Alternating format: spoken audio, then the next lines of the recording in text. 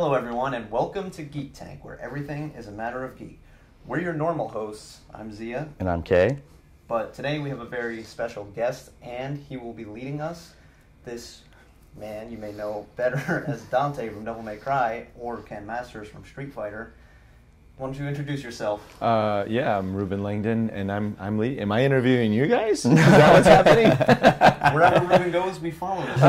Okay, gotcha. This is a very special interview. We've actually been working our way up to this sort of point. We didn't think we'd get here so soon, but with Ruben being in town and him giving us this very special opportunity to talk to him, we figured what better time now. So.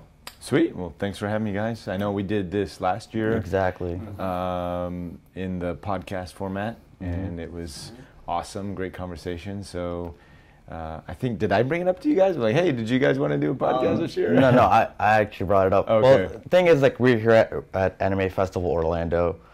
Ruben does a very special panel here. Ruben's been a mainstay at AFO for a long time. Every single time that he's here in Anime Festival Orlando, he's always just teaching. Constantly, no matter what the panel is, it's like whether it's stunt acting, he's always been a teacher, he's a researcher. And last year's theme of his panel, the late night panel that he does, was language. So we're here to get, an update on what this year's theme is. Right. Yeah, well, I forgot. I had a label on the panel. Did you remember seeing it? I forgot what I put on there. I think it was maybe the Great Awakening. Yeah. For this time around. This time around. Yeah. This time, the right. Great Awakening. Which was a sort of a take from the Q post. But I think we're in that phase now where this is no longer becoming a fringe conversation. Like it's opening up. Yeah. If you can further elaborate on, for people that may not know what a Q post or. Right.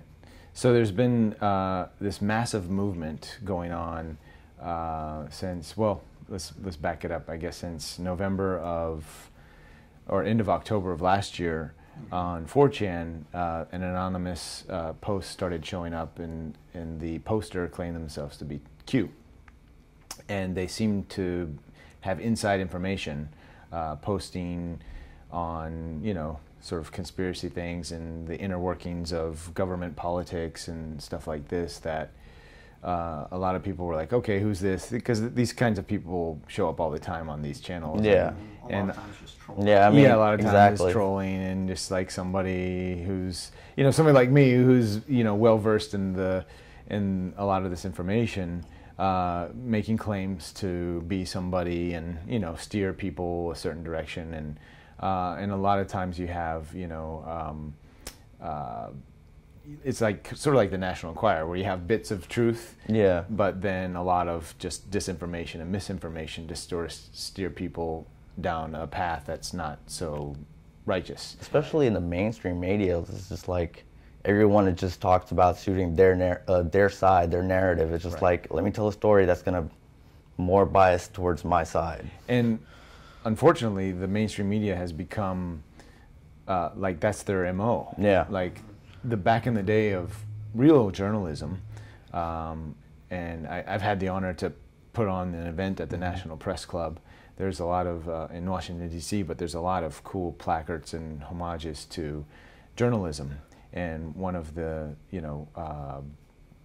big parts of the Constitution and the Bill of Rights is a free press, and how having a free press is so important to democracy and to having a well-informed public.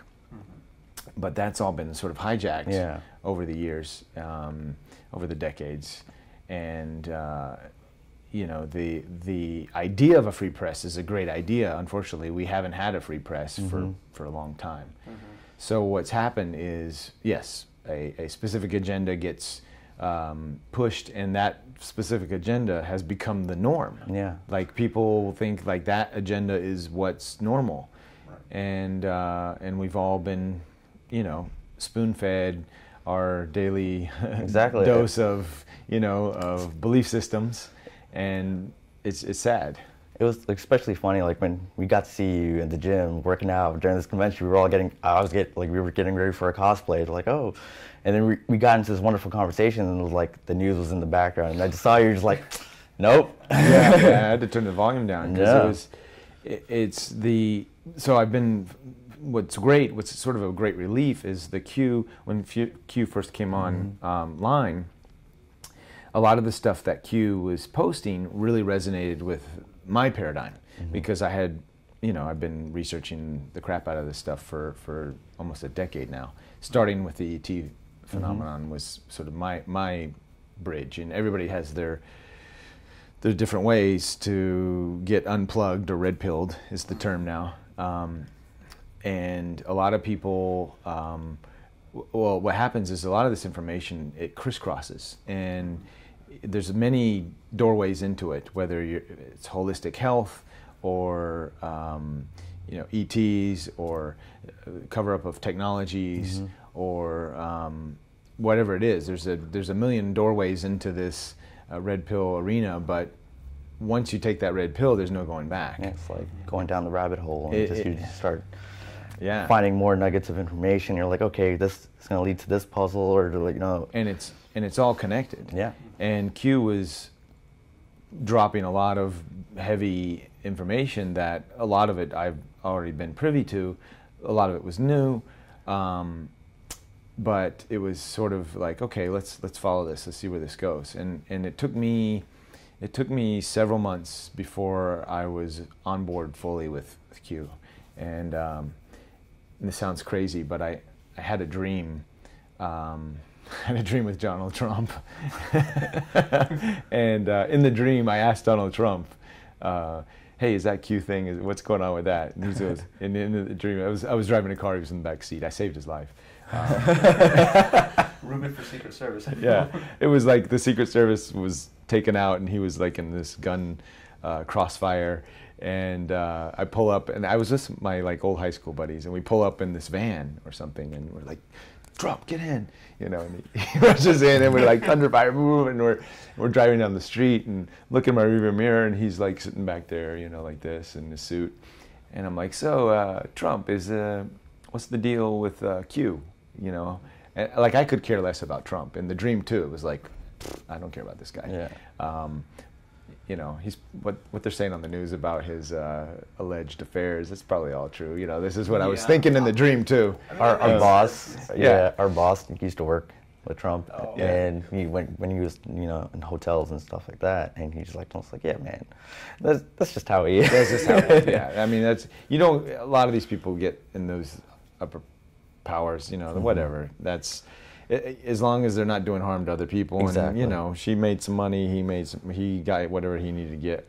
Who knows? I don't care. Let's not even go there. Yeah. But in the dream, it was funny because I all I cared about was Q. I was like, is Q for real? What's the deal with Q? And he goes, oh yeah, those Q people, those are good people. They're doing good work, and then I just remember waking up. I'm like, what the hell? And then after that, there was a few other little confirmation moments for me, and since then, I mean, over the months, Q would say something, then it would happen for real. Q would say something, then it would happen. And it's just confirmation after confirmation after confirmation that who Q claims to be, which is Q stands for Q clearance, like the highest level of clearance in our military and government agencies. And so Q has this Q clearance and is sort of leaking nuggets of information, giving people sort of hope that, wait, this is what's really happening. And the Q group, a lot of people think Q is a group and not just one person. The Q group is very smart in not telling people the way it is, but sort of asking questions. Exactly. They're just raising the questions. And what's known as the Anon phenomenon, the QAnons, is a lot of very smart people who have a lot of free time on their hands, who hang out in these bulletin boards a lot, are looking at these questions, and then they go and they do the research. And they are better researchers than hiring, a team of lawyers or a team of investigative reporters, because these people, there's a ton of people who really want to get to the truth. Yeah, and exactly. This is something like that they're passionate about. They want to just seek the truth. So it's like us, right? Exactly. So, but these are people that have even more time than us. Yeah.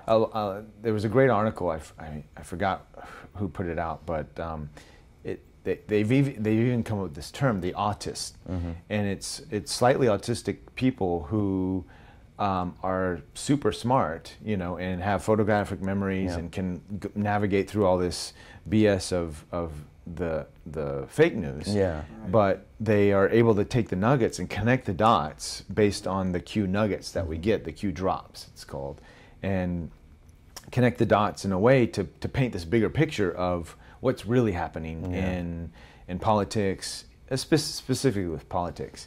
In economy and and world affairs. And what's fascinating is what's the picture being painted is one of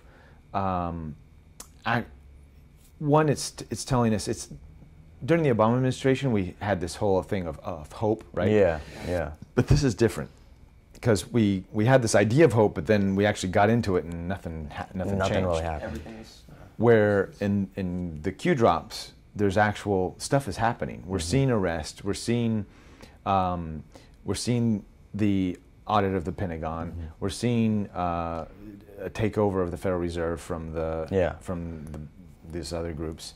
We're seeing a lot of a potential dollar going back to the gold standard. Exactly. We're seeing a lot of actual legislation and actual things happening in the real world. And Q's making these drops, and then we're seeing actual things happen. So, I'm sorry. So it's more than just hope. Yeah. And it took me a while to sort of get on board fully on these posts, but a big part of my presentation this time, and I think I should say a big part of where I'm headed with all this is, and we've talked about this before, is story. What story do we want to tell ourselves? Yeah, the one thing that I noticed when again going back to the gym conversation, because you were telling us about all this, the Q drops, it's the power of allowing the people to unravel a story, even though it seems like Q knows all of this, is that it allows us to change the narrative, and that's the most powerful way to do it, because when you try to tell people how things are, they immediately go on the defensive and get even more rigid in the same narrative that we've been fed this whole time. Because that's one problem I see with the media, is that they keep pushing this narrative of good versus evil, red versus blue, Republicans versus Democrats, and all it does is it keeps us going at each other rather than the people that are pitting us against each other, so they can make a way doing whatever it is they're already doing without us looking at them. And Q's allowing us to come together by seeing it and then saying, okay, that's not right. And then, like you said, these people that are highly intelligent and autistic and just cut through the bullshit. Yeah. They're okay. Here's the proof. Right. You can't look away anymore. Yeah. Yeah. I mean, like I said, not to just constantly go on about the media and everything. For them, it's also about maybe money, because it's negative stories sell. So it's just whatever negative thing that's out there or whatever is going to pit people against each other, it's like someone's probably making money off of it. Well, yeah, and that's why George Soros is funding most of the mainstream media, not just George, but the Rothschilds and the other these other big families have been funding the media to create. And it's also been proven. Even Black Lives Matter has been taken over and funded by George Soros. And then you start to see extremists in that group and these other groups that start off as a good thing, but then get hijacked to again pit people against people. And it's all of these movements that start as something good to the Me Too movement and everything else to expose. Somehow it's weird how they get so pulled another direction, and then things become so polarized, and it's like you're this and that, and it's like at the end of the day we're all we're all trying to do the same thing, We're right? all human beings. We We're want all to out trying the bad yeah. guys, but it's not about throwing everybody else under the bus. I think the problem, though, is that people, as they're arguing these ideas, they start to identify with them Yeah. rather than remembering, I'm a human being Good point. arguing about ideas, we're talking about it, but then somehow they identify with it. You know, I'm liberal, I'm conservative, as opposed to, no, I'm a human being, and on some situations I tend to lean liberal, or I like liberal ideas, or I like conservative ideas. Right. I absolutely disagree with many of Trump's policies. No, yeah. But that's okay. Yeah. And it's not just because I'm, for Q that means I'm like for Trump and everything he stands for. Some people are absolutely 100% on board with that. Yeah. That's great. I see a bigger picture. Yeah. I see, okay, there's a lot of good happening, and I know we'll get there one day, but just because I disagree with some of these policies, there's other good things happening. So I have to, you don't throw the baby out with the bathwater. Exactly. You acknowledge the good in the world. Exactly. And then you try to educate. Well, maybe we should have a little bit better ecological care and laws that enforce our national parks and these kinds of things. That's not a bad thing. But so we'll get there. And I can speak for it personally too. Is like, I may not agree with Trump and everything like that. Like, I'm personally a product of like the DACA program. Right. Okay. And yet he may have dismantled it. Yeah. But guess what? He's brought more attention about it. Yes. About the corruption that's been going on. Yeah. Same with Planned Parenthood. Same with the border issue, and this is what the mainstream has missed so much of, is a large portion of the kids coming across the border aren't with their parents. Yeah. They're with smugglers, with people trying to smuggle kids over the borders. And what's happened is there needs to be eyes on that issue, and it's great that we're having these conversations. No, that's the thing. That's the way I look at it is like, people are focusing always on that negative aspect of these policies and whatnot, but it's like look, as a person from DACA, no one cared about it when it was in place. Right. There was no attention towards it to correct it or to give us a pathway to whatever. But now, all of a sudden, now that he dismantled it, there's so much more attention on it. Right. So the right people might look into it and correct the problem. Correct the problem. Same with Planned Parenthood, because a lot of Planned Parenthood has been hijacked in taking aborted fetuses and doing stuff that we don't know what they're doing with, and then the actual care for women who do want to go through with the birth process, they're getting absolutely no care whatsoever. But if you want to abort your child, oh yeah, come on up, we'll take your child and we'll take care of it all, and you don't have to pay for a thing. Well, what are you doing with all these aborted fetuses? Where are they all going? And how come you're not? Planned Parenthood should be about supporting people who also choose to have kids. I'm not against abortions. I'm not. I'm not pro or for either side. I think it should be up to the individual. But wait, you're helping this and that, and you're not helping these folks. When these folks who choose to have a baby need more, need further attention. So there's just a lot of fishy things that have been going on in a lot of areas, and yes, it's like the light is getting shined on it, and there's media interests that are spinning it a specific way. Again, not to say that everything this dude is doing is righteous and great and all that, but I think I think what I like to, when I focus on the Q stuff, I like to focus beyond the Trump, the guy. I think there's bigger players behind the scenes that understand the big issues and that are moving things along, and Trump is just one of those players. In fact, Q has said Trump is an actor. He's an actor in a big play, and this is the stage, and if we can see it in that way, then we don't get so lit on fire. We don't get so knee-jerk reaction from every Trump tweet or every action that Trump does. We can sort of take a step back and say, okay, this is, maybe I see what this is going on. I see why this is happening, and it's another reason why I haven't. So my wife currently is in Japan. We're waiting for her visa status. So when she tried to come into the country, and then they stopped her at the airport and they sent her back. And every time I tell this story, everybody's like, "Oh, that fucking Trump," and I'm like, "Yeah, that was my first knee-jerk reaction too." Mm-hmm. But then I did some research, and I talked to other people who also are married, similar, American guys married to Japanese women, and I found out about their process 10 years ago. They actually went through the same exact thing. Yeah. I found out that at LAX, this is a very common thing, and people are getting sent back, and LAX is just really bad for this. And this has been ongoing for years. So it's not anything, there's nothing in this case, in my case, that Trump is to blame. That Trump is to blame for. It's been there before. When you look at the actual evidence, and you look back at all these other cases. Yeah. But we've been so brainwashed by the mainstream media, including myself. I had the same knee-jerk reaction. So what Q is teaching everybody is to go in and do your own research. Yeah. And like you said, this is the most powerful tool, because it doesn't matter what ethnicity, what religious background, what your belief system is. Everybody's going to come to basically the same conclusion when you look at the evidence. Yeah.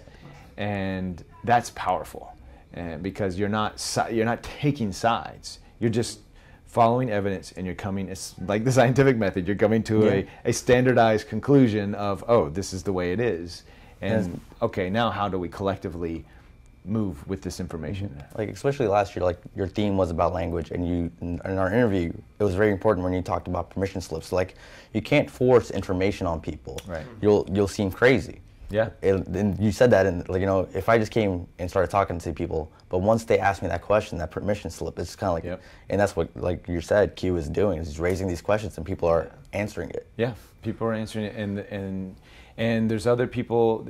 So there's the reason the Q thing, a lot of media just hit the past couple of days, negative press towards Q, and this was a lot of. They were calling it, right-wing, extremist, conspiracy theorist, and violent, and all of these. And yes, there has been, like Alex Jones and a couple of these other extreme right-wing outlets have been preaching the Q information. Why? Because it goes along with their identity, their narrative to, Hillary Clinton is a witch, and there's bad things happening, and the Q information matches up with that, so that helps them sort of identify and say, look at this. But then they distort the Q post, and they don't, and they're like, Q is saying this and that. In reality, Q never said any of that. Yeah. So please go back and reread that stuff, but go straight to the source. And that's where the mainstream media is sort of hyper focusing on these extremists, telling all the regular people, see, this is bad news. But when you break it down, again, like I had to do my own research when my wife got sent back to the States or got back to Japan, and had to find out, oh no, this is standard procedure. So again, we all have to do our own research.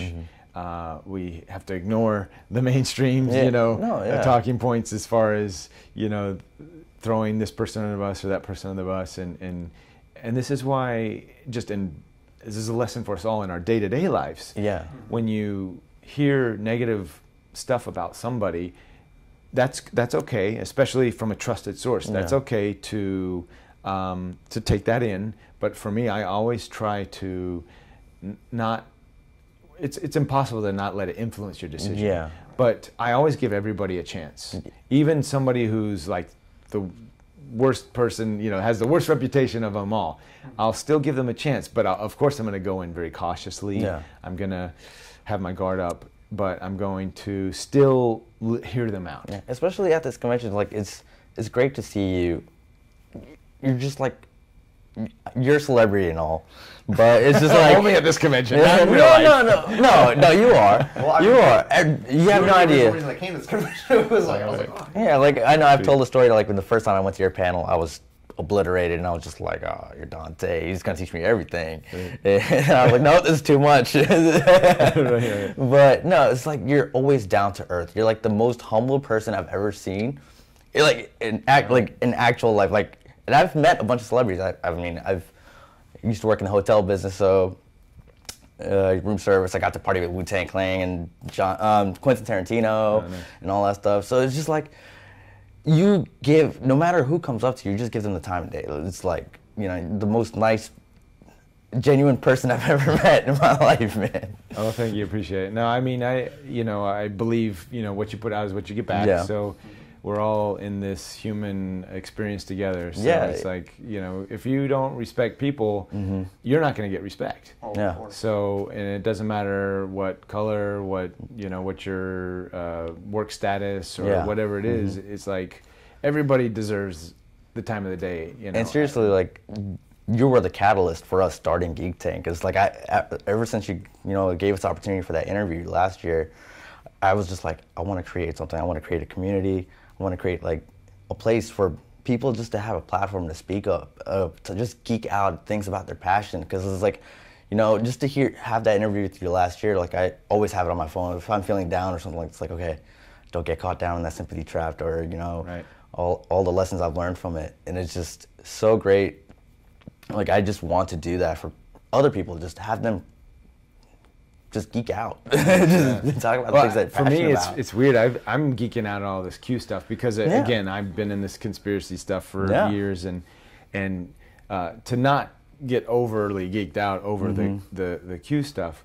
One thing that a big part of my research and everything else is how important story is, and this is how I sort of started the panel. Is like, we tell ourselves stories in our media, in our lore, and the art of storytelling is such an important art, right? Yeah. It's part of humanity. It's part of every culture. It's every indigenous culture on the planet. Yeah. Our human DNA is embedded with story, and we have to be careful of what kind of stories we tell ourselves and what kind of stories we tell each other. And going back to what you put out is what you get back. So if you're telling a story of negativity, if you're telling a story of doom and gloom, you're probably going to end up attracting some doom and gloom and some negativity to you. I've run into people like that all the time, and I'm just like, nope, I need it. And I want to jump in on this whole power of the story, because as a writer, I've always been super big on this.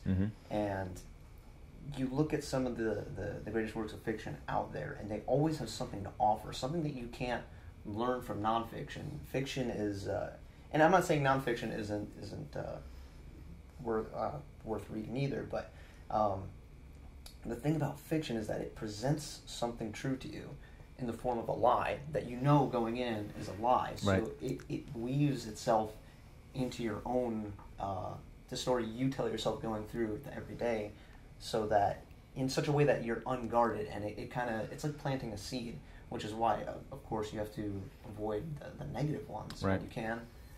But well, and the negative aspects of a story are still part of the story, but it's all about overcoming that. Exactly. Right? Exactly. It's about feeding the dragon as opposed to wanting to be the dragon, instead of taking all the gold. Right. Or whatever. Yeah. It's how do we, the human, the Joseph Campbell's, the hero archetype and all that stuff, and we've been telling that story for ages, right? Oh, yeah. And now it's sort of this new story is, well, wait a minute, maybe let's look at it from this new perspective. Let's take a step back and see the big picture. And why I guess I resonate with Q, and why I'm sort of now coming out about Q and saying, hey guys, take a look at this Q stuff, which I haven't really on my social media and stuff. I've been hesitant because I like to vet a lot of the stuff that I post, and when I say vet, not like some of the stuff I post is absolutely ridiculous, but it has no scientific backing whatsoever, but it resonates with me. So I just, I'm like, this is my truth. I'm gonna put this out. And I wanted to be cautious with Q because I didn't want to put something out there that then a lot of people started getting on board with, and then then that story shifted to be something that I wasn't really resonant with. But the reason why I'm saying right now, the reason why I say go follow Q, because it's a story that I think I would want to tell. How do we overcome all of this negativity and control, hierarchy, establishment, and the monetary system, the major corporations ruling the world, and all this stuff that we've sort of come to understand as the status quo. Here's now a story that that says, no, we're going to overcome all this collectively together as humanity. And this is, for me, it's a big part, where we, and this is why I love the Q sort of ends a lot of his or their post, is where we go one, we go all. And for me, I think that's the big message, is we're all in this together. Yeah. And even if you're a bad guy, thank you, bad guy, for creating, a catalyst for change, or a catalyst for change, for setting the bar that we have to overcome. Yeah.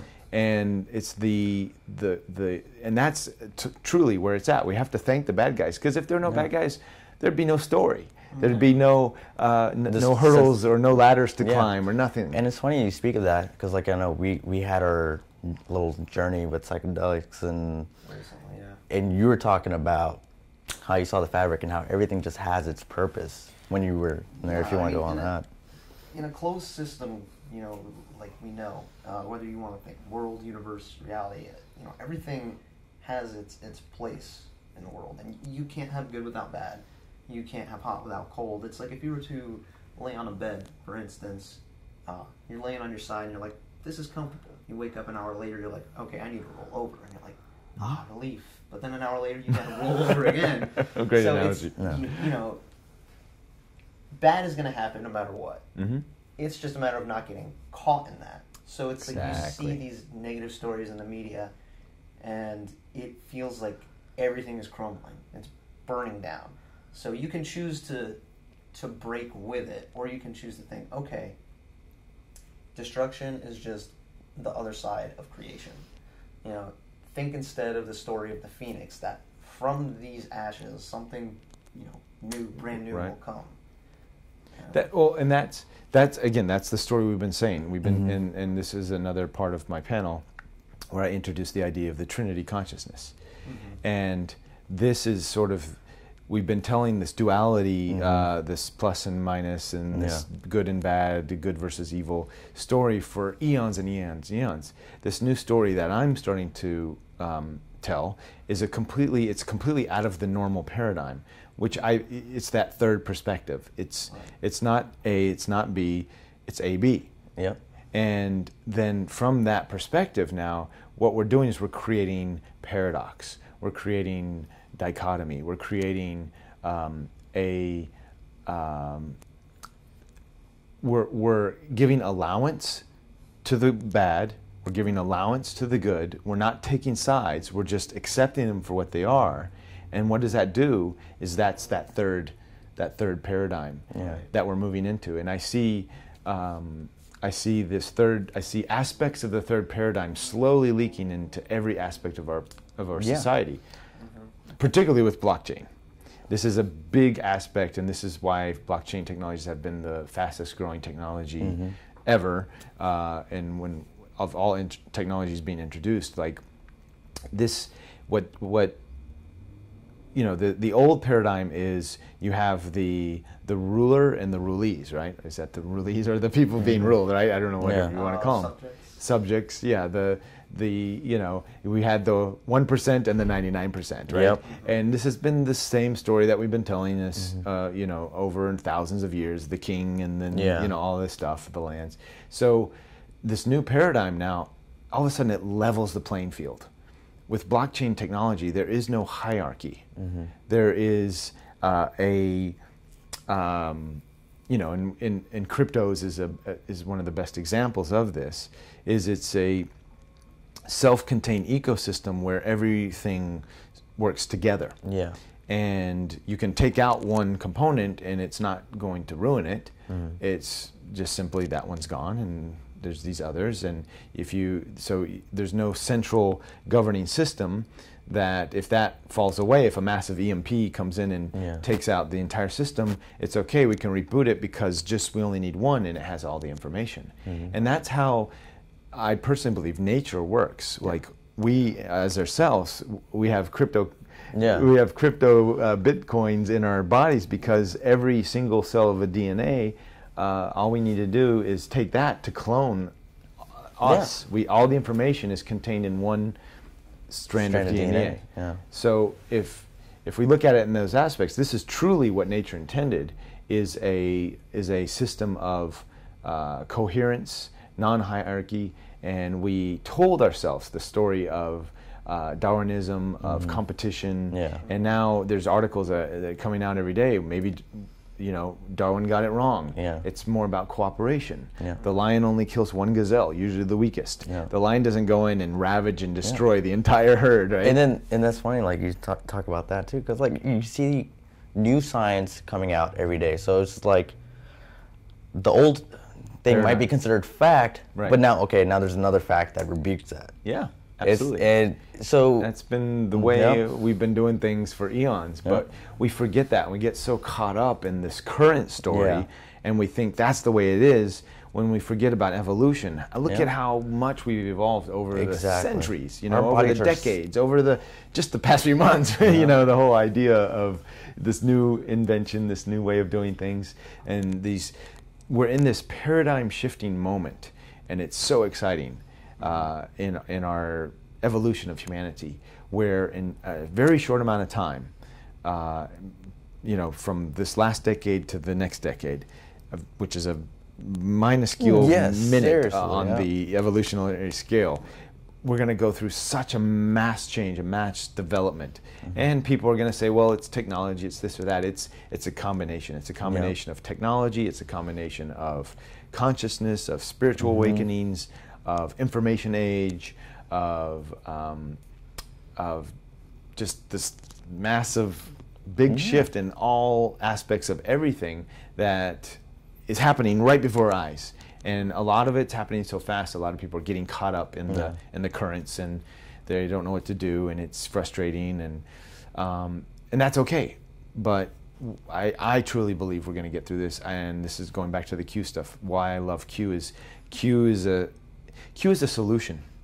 All of the Q posts basically point us down a direction of a solution to all of the world's issues. And that's a big statement. Maybe Q hasn't gone fully there yet, but we're getting there, and you can see these things happening in real time. So, we talked about, we know we have been living up until now a sort of a debt-based society with the Federal Reserve, this hierarchy type of situation, big banks sort of manipulating and controlling things, and the 1% and the 99%. And all of this now is starting, there's actual things being put into place to sort of take that system out.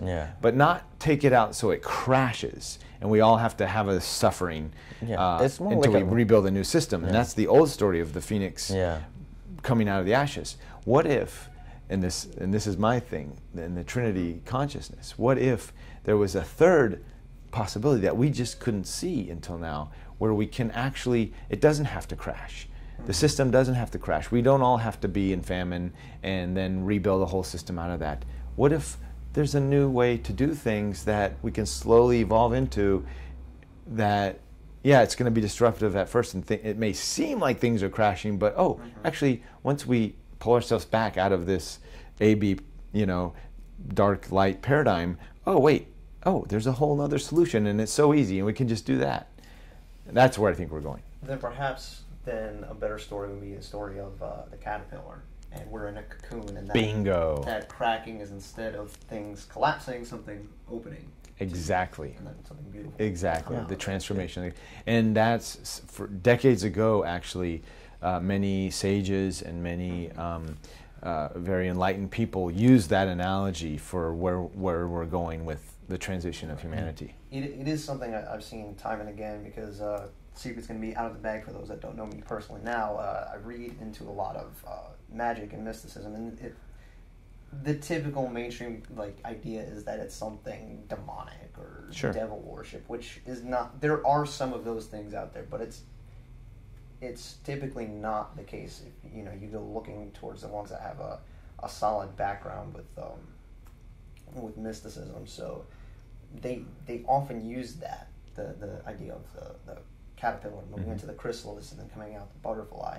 For those that are still on the nerd culture side of our viewership, look into the Invisibles, which was basically the Matrix before the Matrix. Mm-hmm. But yeah, a lot of the stuff, a lot of this mysticism ideas and things get a bad rap because there have been offshoots of that in extreme, cults and these kinds of things that have spawned off from those things. So then we have, churches, and which is a cult anyways. A lot of the churches, not all. I'm just saying a lot of these extreme, Christian or Muslim ideas get pulled into these sort of cult mentalities. Right. So it happens with everything. Exactly. But when you look at it, and so they sort of demonize it because a few people went that direction, and maybe some bad outcomes came of that. So they're like, no, don't go there, it's bad. Don't go to the movies. Don't drink alcohol on Sundays. All these silly rules get put into place because a few bad apples. Exactly. It's like the idea of the shepherd just trying to keep the sheep safe at first, but then at some point you got to expand it. And then there was a person, I believe Reza Aslan, he spoke about religion, really good statement. It's just religion and spirituality, it's a very personal thing. Mm-hmm. If you're a violent person, you're going to be directed towards the violent side of the religion or whatever you believe in. The extreme side. So, Mirror you'll find what's already within. Yeah, so we just have to, again, everything with moderation. Exactly, and that's including moderation. Yeah.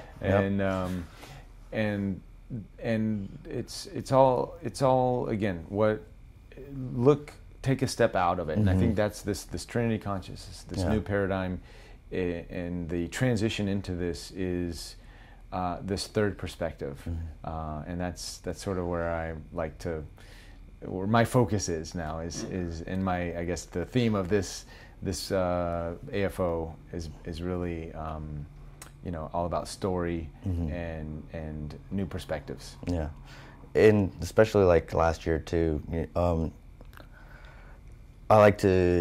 I showed you my tattoo, and I was just it's just a reminder for me to just be, as you say, third perspective is just a combination of the two, not to go too far right, too left, in almost anything. You just try to find that perfect balance of integration. Especially with science and spirituality. It's always one's fighting the other. It's just, but it's there's so many things that we don't know about the human consciousness and the power of the mind.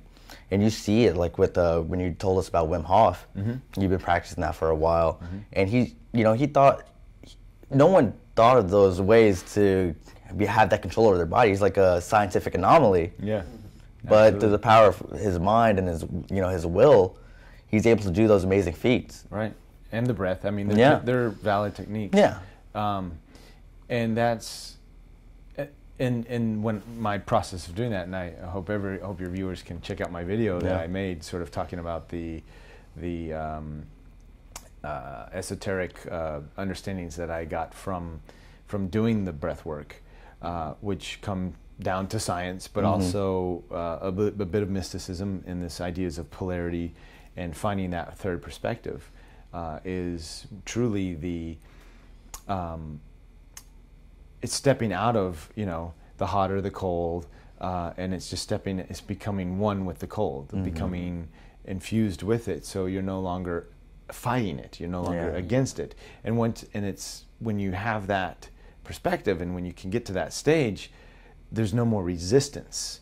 And a lot of what this whole shift in consciousness is what we're dealing with right now is a lot of resistance.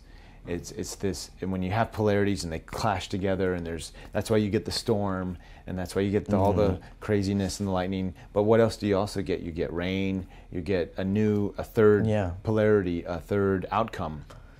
Is something that's so different from those two that it's a hybridization. It's a integration, and when I truly believe that one of the main purposes, I'd say the collective purpose of humanity, individually, I think we're all here to experience and to have this human experience in this way that we're doing it right now, having this conversation, or going to FO and loving our anime and doing all these cool things. But on a collective, I think the collective consciousness purpose of this experience is to integrate. And to take all of these different cultures and beings and archetypes and smash them together and make it work. Yeah, it's kind of like, was it the anime Evangelion, where it's like that, in the end, I guess like everyone just turns into like orange juice. It's like this collective consciousness. But in that, I think that was like a big theme in that anime. And now you just ruined the end for me. Was that the movies or the? Well, the movies they changed it all. That's the thing. Is so the TV show was this like, what have I seen? Oh my God, it's just like psychedelic trip. But the movies I haven't seen. I haven't seen the third one yet. Is there a fourth one? I think there's a fourth one. Yeah, I think they're working. I have no idea. I've seen the first Evangelion a long time ago, so I'm out of the... But I also noticed that you're wearing a shirt from Blade Runner. This is a little homage to... and what were your thoughts on, like, Blade Runner showing you that new perspective and how, from a replicant's point of view, but also AI, which is very important now.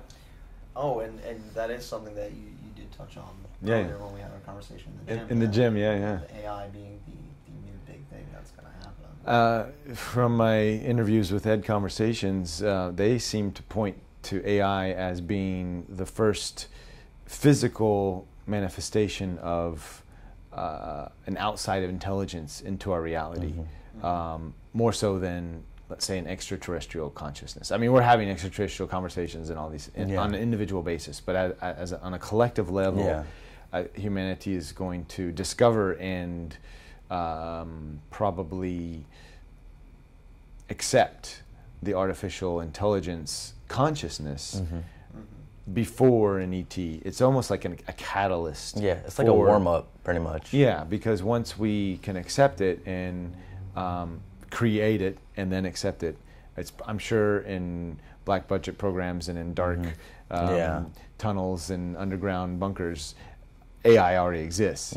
But as far as it being released to humanity in a way that we can accept it collectively, I think that's just around the corner. Obviously, there's so much talk about it these days. For example, like, I know my niece and my nephew, they have like the Amazon Alexa. And they just treat it like it's a person already. It's like, oh, Alexa, tell me a joke. And even though like they don't know that Alexa's not a person, they treat it like a person, even though Alexa might be just programmed to do those jokes, whatever. But it's like, oh, that one was not funny, tell me another one. And it's just like, I think they actually just treat it like an actual human being. Right, and I think that's the correct approach. Because when we can do that with the AI, that intelligence, whether it's fully realized AI or not, that will help bring it into this reality. There's a lot of fear about AI coming out, and everybody uses the Terminator analogy. Exactly. And that we're all gonna be going down a dark path, and even Elon Musk has talked about it. And Stephen Hawkins, before he died, mentioned negative things about AI. Absolutely, that potential is there, but I think AI, like any tool, like our smartphones, like the internet, any tool is a tool. It's like a hammer. It can be used to build or it can be used to destroy. It depends on the user. And AI consciousness, it's going to develop its own self-aware consciousness. But if it's going to be built under people who have ill intentions of the planet, then that consciousness is just going to be a magnifications of those people who built it and created it and are interacting with it. Therefore, it's going to take on that same frequency, that same energy, and then could be used to destroy us all. And that potential is there. It's, you know, I would say probably unlikely, but that it's going to destroy us. But I think overall, you know, like your nieces, treating this AI in a respectful way, it'll come out and treat us back in a respectful way. And we can work together and learn how to harmonize and integrate this new consciousness into our society.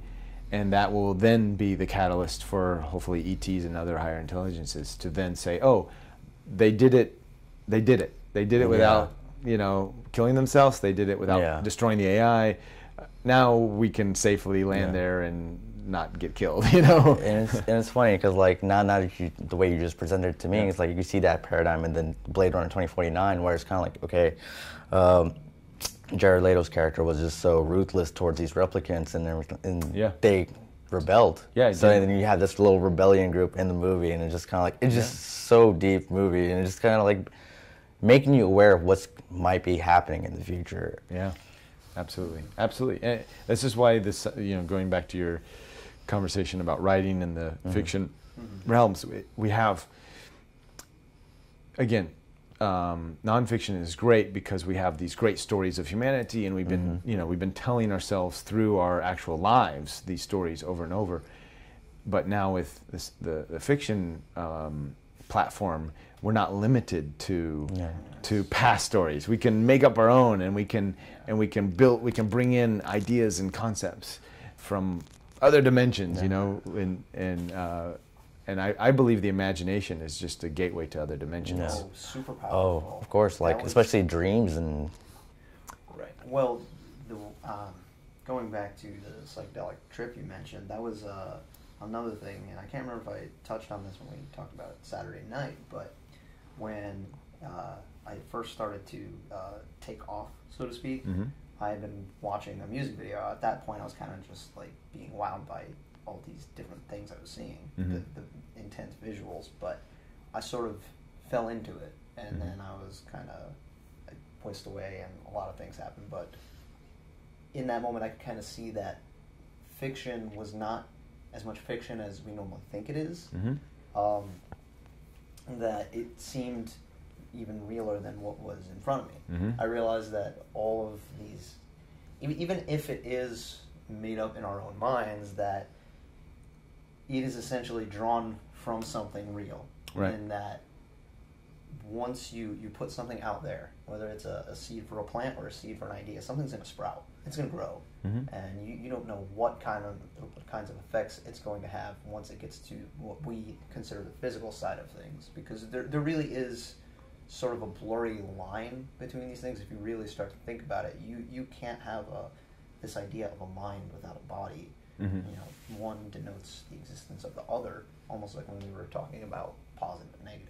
Right. So, and this is we are living paradoxes. Yeah. Right. We're, you know, we have a meat body that's navigating through this realm, but then we have this ego that keeps us in the meat body, that keeps this whole thing going. But then there's another deeper consciousness, you know, the subconscious, the deep conscious, the id, the whatever you want to call it, the higher self. Depends on, you know, whatever background you come from.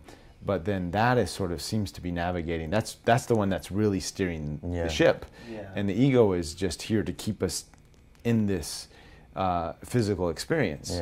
And when we can accept both and not get rid of the ego, because the ego's here. If we didn't have it, we wouldn't exist. And not fully go out there, because then we wouldn't exist. You know, but not go fully into the ego, because we know what that does. That's just bad news for everybody.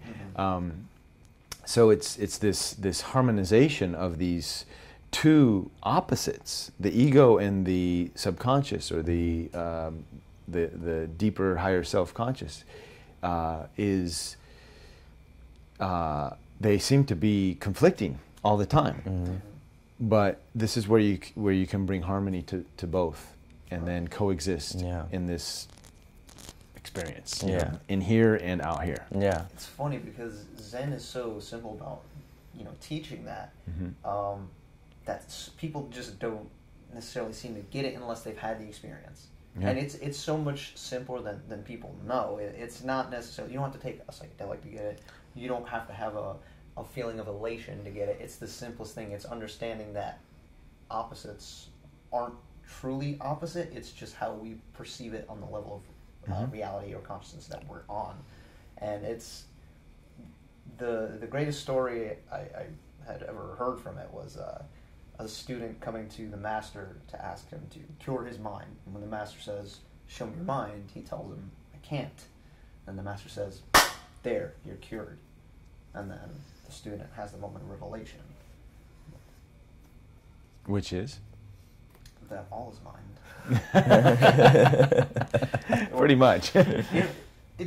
It's not something you can exactly put into words. Yeah. I say it that way because that's how I understand it. Yeah. I think that's why in one of our bloopers you're like, "Where's your mind?" And I'm Well, like, I reread the story recently. and I'm just like, the mind is everywhere. Yes. Well, one of the exercises that I try to do, that I'm doing all the time in my waking life, is see everything as opposites of what we've been told. So like a negative field. So like these bodies is the illusion that we perceive things as, these are bodies with, we can physically touch them. But I like to imagine the negative space, and that in reality, the real me is the negative space all around, and your negative space here, and now they're interacting, and they're forming these meat bodies to make an image, a thing like this. But because I'm sorry to interrupt. Like for example, it's like that power of the mind. Like if you imagine someone to be ugly, that person's gonna look ugly to you. Right. It's so many different. We've been trained to perceive the world from a certain lens, and when you can soften that lens and you can start seeing things from a different perspective, and this is why one of my exercises is to see it from the negative space. Yeah. And that's just an exercise to get you out of this normal way of seeing things. And then once you do that, everything, your whole perception of reality shifts. Yeah. And I think in a positive way, because now you're no longer buying into the usual ideas and concepts. One of the big things is a lot of people say, "Oh, the soul resides in the body," and I tend to take from what Bashar says and says, "No, the soul creates the body." Yeah. And when you see it from that lens, it's like, for me, that was a major paradigm shift in my way of thinking. I'm like, "Oh yeah, that's the soul creates the body." Yeah. Your exercise of the negative space is really interesting, because the one I always used was I used music as an analogy. It's if you think of music as sound, but you clap, you call that clap, you don't call it music. But if you start going, then it's music. It's the spaces between that make the sounds music. Yes. Yeah, that's a great analogy too. Yeah, listen to the space between the music as opposed to the actual music. Yeah. That's the same thing, but on the sound level. Yeah, and if you could do that too. Yeah. In a picture, when you draw the line, look at this space, not the line that you're drawing, but look at the negative space beside the line that you're drawing, and then see what kind of picture you draw. And these are just tools and just exercises to get us out of our normal fixed way of seeing things that we've been so indoctrinated into by everyday life. But for example, when I took psychedelic, or when I was on that trip, it taught me things that I already knew, but I had just forgotten. It's not like a cure-all. It's not for everyone. It's just we did a lot of research into it. It was like, okay, you have all VIP behind the access pass to this beautiful stage of the world. This is where everybody's going to kind of be collectively at some point. But now the curtain's coming down, and just try to experience life for what it is, just natural beauty and all. So people ask me all the time about psychedelics, and I say that they're just, all it is to get you out of your normal mindset, perception set for a few minutes or an hour or a couple hours, or depends on what your substance is, but to then give you a new set of eyes to see the world from. It's all stuff you already know. And in fact, I think all this, depending on the person and depending on their set and setting and how they take the psychedelic, it's all about reference points. And we mentioned this in the gym, is if you don't have any reference points, your experience is going to be, it could be quite chaotic. So if you go in, this is why intention is so important in those experiences. Even in meditation without psychedelics, to set your intention, so you have sort of a roadmap to go on your journey. And that's what, that's sort of the nickname. Hey, we're all going on a journey. How was your journey? You ask these questions after the trip, and that's your guidance. That's your reference points to go through this journey. Without it, you're still going to learn something, but it can it could be quite hectic. And it's crazy because, like, even though there's so many different forms, people have had essentially like the same kind of collective experience where it's like this illusion filter has just been taken away. Right. And then it's so funny that you mentioned intention and you mentioned magic. This is something that I always say is that, magic's only going to work depending on your intention. Yeah, absolutely. Well, a lot of the Dr. Emoto and his intention experiments with water, I don't know if you've seen any of those. Are you familiar with? Is that the one with the musical vibrations going through the water? Well, his experiments, and they've been repeated over and over, is people like I think some of the early ones, they would put kanji they'd put kanji of like sad or happy or hate or fear, and they'd put it on a bottle of water, and then they'd have a group of people just walk through like a museum with the water sitting there, and they would just see it and see the kanji and then move on. They wouldn't explain anything to the people walking through. And then after a few days or weeks, they would flash freeze the water, and they look through the water through a microscope, and over and over again, the positive words, the positive kanji, happy, joy, playful, whatever, love, the flash frozen water would be like very geometric in shape, like full of beautiful snowflakes type things. You had this in your panel last year, right? Maybe one of the years. I think I introduced this. Yeah, I do remember this. Yeah, and then all of the more negative-oriented words were just jagged edges, and they didn't have very much symmetry whatsoever.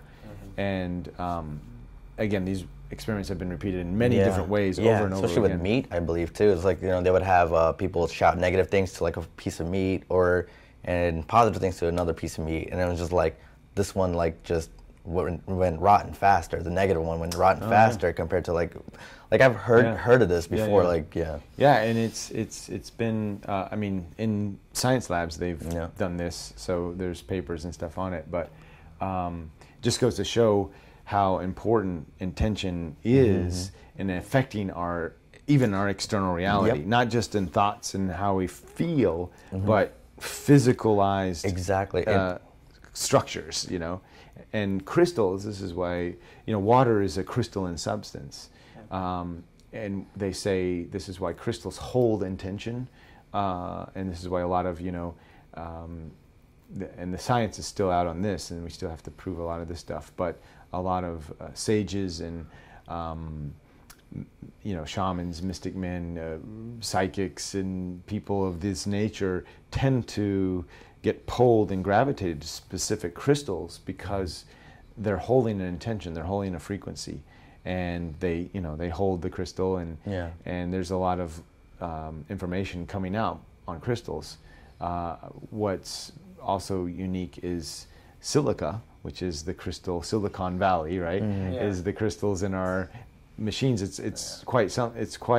Is it coincidence that the silicon chips hold all this data, and we can have data storage in these crystallized forms of computers that we look at our screens every day. So I think there's something to it, and there's more evidence coming out every day. And especially like when you said about the way you think your intention, we also teach that at our fitness panel that we do at AFO.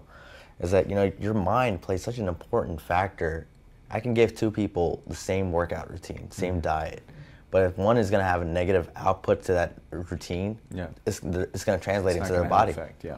Well, it's this is actually getting further back into science with NLP, which is that the brain can't tell the difference between what's real and imagined. Mm-hmm. So even if some of it sounds a bit like it's getting into the woo-woo factor, I guess, but there is some level or some degree of truth to all of it, that, you know, in the very least, even if the science came out and said that, you know, crystals don't hold intentions, you know, whatever, it's all bull. In the very least, if it worked for people and they weren't hurting anyone else by doing it, and they believed it, then what's the difference? 'Cause right. the placebo effect is real powerful. Yeah, absolutely. This is the power of belief, and these discoveries and talks and TED Talks coming out every day on the power of belief. So this is all, again, all this information is all sort of, you know, going back to story. Why, you know, be careful what you believe in. If you believe the mainstream news negativity about the Earth is, you know, flat, or the Earth is falling apart, and you know, President Trump is going to just put us into World War III. Yeah, the evidence doesn't show it, you know, and every day they're trying to throw new evidence of Russian collusion and all this stuff. But if that evidence doesn't stick, but it doesn't matter if it sticks or not. But if you're going to believe it, and I think the powers that were, I'll call them, I think actually know these types of intention experiments and beliefs and the powers, so they know if they throw enough negativity out there, eventually people are going to believe it and create that reality. Yeah. But luckily we have some good people in high places that are like, no, we're not going there. We're not going to do that, and are steering the ship in another direction. And enough people are now waking up. Yeah. And the first wave of Qs, the QAnon phenomenon, the first wave is they call it Q, the Great Awakening. Yeah. Because, you know, it's all about a lot of people waking up to the fact, oh, wait, our whole, you know, stuff that I've been in for a long time and talking to you guys, and we've been talking about this, but Q is red pilling so many people right now. You know, there's something like 40 million followers of Q is the estimated number, which, you know, in a grand scale of things is small, but that's huge. And now why the mainstream has this big hit is because the Q, it's kind of like the 100th monkey effect I've talked about in past panels. Once you get enough people believing in a specific thing, it just goes. Boom. It's like people discovering things on the other side of the world at the same time. You know, it's experiments happening and coming up with the same results. Exactly. Very soon now, people are just going to be hyper red pilled, hyper fast, and we're all going to, you know, walk into this new arena. Yeah. This is going to be, and I see it in every day, like because like you said, you know, if you focus on the positive, you're going to see those changes, and it's going to. And I do see it in people where it's like, you know, people are more working together and coming up with like new belief systems, new societal systems that are just replacing this old way of thinking that we've been so indoctrined into. Right. Because we know it's not working. And now it's like, okay, let's do something new. I'm excited. Yeah. Yeah, I mean, I feel like, you know, every now and then, you know, we go up, we go down on this roller coaster that is, you know, emotion, that is life, but it always seems like it's getting better. And there was a book recently that came out, I think it came out this year, called Factfulness, that shows that the world has gotten better as a whole, despite what the media tries to put out there. That it's not all as doom and gloom as we're led to believe it is. No, you see it in the world now, like with younger people, and not to sound like an ageist or anything like that. It's just, you know, people are cutting away from wastefulness. People are cutting away from like the big cable companies. They're like, okay, look, I'm not trying to be sold on all the commercials and stuff. It's like I can watch my shows without all that. Yeah. And you know, there's always this new technology just coming out, just trying to better humanity as a whole. Yeah. Yeah, like now we're seeing YouTube, actually the YouTube and Twitter and Facebook are actually doing a lot of censorship to a Yeah. lot of these Q channels. They're taking down channels, and even though they're not breaking any of the YouTube guidelines, Yeah. but they're doing major censoring. Yeah. So what are people doing? They're starting DTube accounts and Yeah. these blockchain-based there's other avenues Yeah. of the internet now based on blockchain technology that doesn't have this hierarchy, this the pull the plug, so to say. Yeah. And I feel all of this is us to gradually move and navigate to these other forms of society and doing things that aren't centralized. This decentralized way of life in every aspect, from our YouTube to our monetary system. There's a lot of censorship going on right now on these major channels, just because this information is not going to serve them. Yeah. It's sort of going to put a squash in a lot of their activities, and so what's happening is people are finding alternatives. Yeah. And it's nice because it's nice and gradual. Again, going back to the system doesn't have to collapse. Yeah. We're going to naturally find ways out of this old paradigm, and we're going to move into this better way of doing things. And I always thought, my old thinking was, it's got to all crash before it's going to get better. But now I see, oh no, there's that. Because what would happen if it did crash? It would not be good for a lot of people. Yeah. Because a lot of people are still on the old paradigm. Yeah. And we don't want those people to suffer. Yeah, their belief systems may be extreme or different, but there's no reason they should suffer any more or less than anybody else. And if we can find a pathway for people to get to this destination altogether safely, let's choose that. Yeah. So, yes, some of these QAnons, their YouTube channels are getting taken down. Their way of supporting themselves and having monetary access to monetary funds is instantly being taken out. We're talking people with millions of followers, and their channels are being axed without any 1, 2, 3 strikes or anything. It's just gone, and they're like, all right, now what do I do? But they're crafty, and they know, and now there's this huge migration over to DTube and other forms of decentralized ways of doing things. So this is going to continue to happen. It's going to amp up, and Q's warned us and said, yeah, get ready. It's happening. But it's all part of our evolution, and we're going to get there. We don't need a big banking crisis or a big housing crisis or anything like that. That's going to go up and down, but I think we're going to get there. But we won't hit that apocalypse. Yeah, and there's not going to be Mad Max.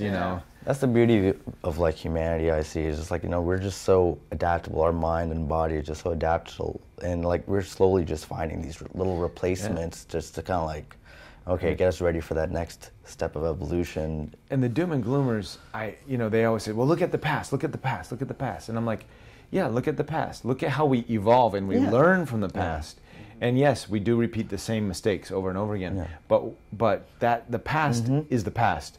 We're navigating, we're evolving as a species. We're repeating some of the same mistakes, but how we repeat them and how we adapt to them is different every time. Yeah, it's ever changing. It's just right.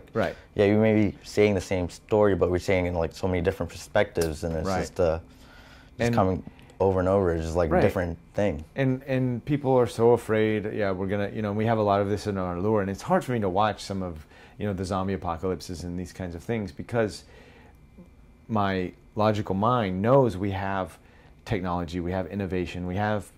Yes, there's a lot of zombies out there. There's a lot of people that haven't been awoken to how to fend for themselves, or they're still in the old mindset of, okay, I've got to go beat up the other guy, or I've got to go steal and do this. They don't think that there's a possibility of cooperation and working together. But now we're seeing time and time again, disaster after disaster. It's going way smoother than people had expected. People are working together to solve the issues, and a lot of people are like, whoa, that happened, that was a major disaster, but people actually came together. You know, Katrina was at a time, and it was at a time when people were pushing an agenda and trying to create chaos.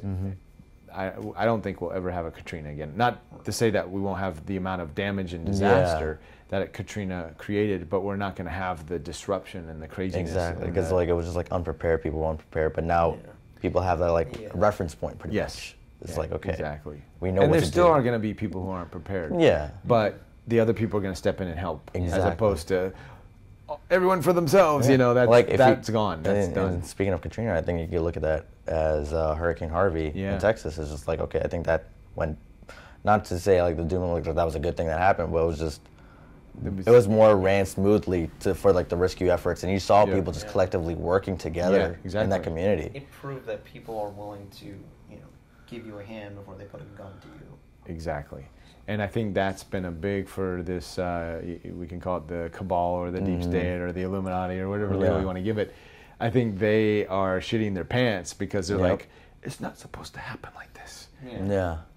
All the zombie apocalypse movies that we created are supposed to go this way, and yet people are like being nice. This is not right. It's funny because I think by creating negative stories like that, people kind of see like, okay, well, how would I go about surviving? And it's like, well, clearly you need to band together with people you trust, and you know, what better way to gain trust than to be someone worth trusting? Right. Yeah.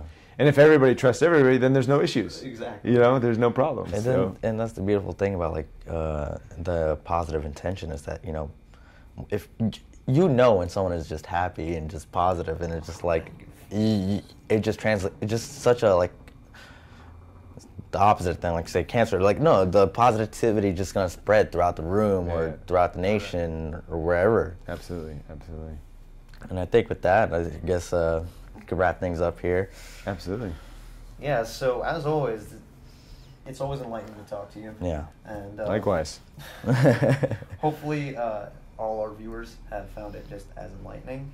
So this has been Geek Tank, everyone. As always, we're your usual hosts. I'm Zia.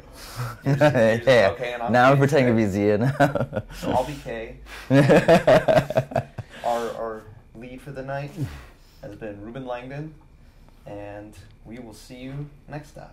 And then you can also follow Ruben Langdon. We're going to have all the links in the description along with this video, so be sure to check out his stuff. He does a lot of awesome stuff. And if you haven't seen last year's interview, check that one out, because this is sort of a continuation. We talk about ideas that, or elaborate on ideas that we talked about here that maybe you aren't as familiar with, so that'll help. Yeah, and we're also doing a giveaway with that video, so check that out. And thanks for your, opening your platform to have these kinds of awesome conversations. Oh, no, man, that's what we're all about. So we're just so thankful for you to have here and just talk about the things that you're passionate about. Because that's what we're passionate about. Love it. Awesome, dudes. Thank you. All right, well, thank you. And we will see you next time.